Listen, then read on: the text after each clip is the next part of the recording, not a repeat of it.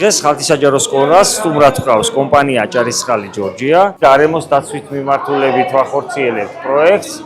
ბავშვები ჩართული არიან ამ პროექტში და ძალიან სახალისო და საინტერესო გამოვიდა დღევანდელი შეხვედრა, პრეზენტაცია გააკეთეს გარემოს მიმართულებით და მოსწავლეებმა აქტიურად ჩაერთენ ამ პროცესებში.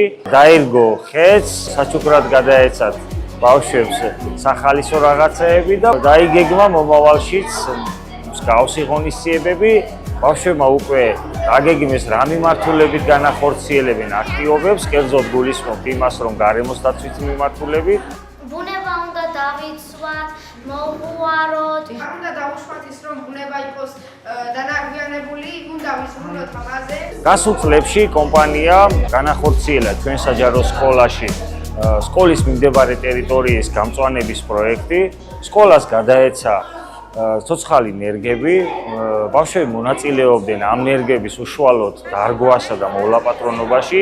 სკოლის ბიბლიოთეკის რეაბილიტაცია სრულად კომპანიის მიერ იქნა განხორციელებული, ასევე სკოლის მიმდებარე ტერიტორიის შემოღობის პროცესი და შემოსასვლელების გადახურვის პროცესი. სკოლა ძალიან აქტიურად თანამშრომლობს კომპანიასთან და ზოგადად მადლობას ვუხდით ამ საგანმანათლებლო საქმიანობისთვის.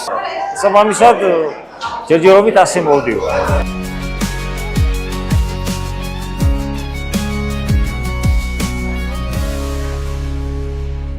დღეს ჩვენ ვეწვიეთ ხალთის საჯარო სკოლას და აღვნიშნავთ გარემოს დაცვის საერთაშორისო დღეს.